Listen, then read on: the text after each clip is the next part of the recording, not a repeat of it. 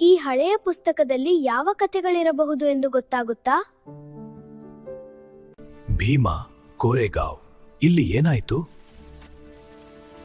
1818 ಜನವರಿ ಮೊದಲ ದಿನ. ಇತಿಹಾಸ ಇನ್ನೂ ನಿದ್ರಿಸುತ್ತಿತ್ತು.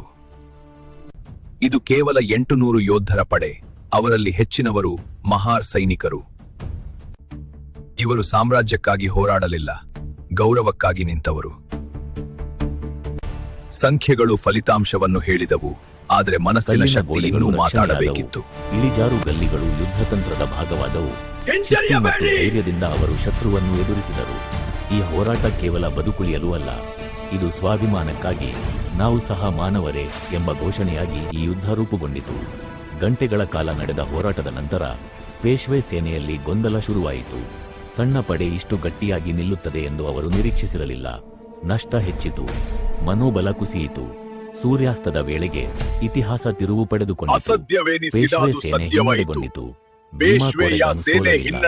ಈ ವಿಜಯದ ನೆನಪಿಗಾಗಿ ನಂತರ ಜಯಸ್ತಂಭವನ್ನು ನಿರ್ಮಿಸಲಾಯಿತು.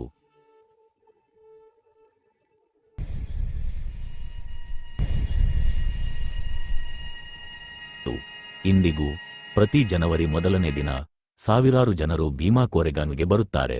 ಅವರು ಯುದ್ಧವನ್ನು ಸಂಭ್ರಮಿಸುವುದಿಲ್ಲ, ಅವರು ಗೌರವವನ್ನು, ಧೈರ್ಯವನ್ನು ಮತ್ತು ನ್ಯಾಯದ ಪರ ನಿಂತವರ ಸ್ಮರಣೆಯನ್ನು ಜೀವಂತವಾಗಿರಿಸುತ್ತಾರೆ. ಒಂದು ಸೂಪರ್ ಕತೆ ಆಗಿತ್ತು. ಮತ್ತೆ ನಾಳೆ ಹೊಸ ಕಥೆಯೊಂದಿಗೆ ಬರ್ತೀನಿ. Bye friends.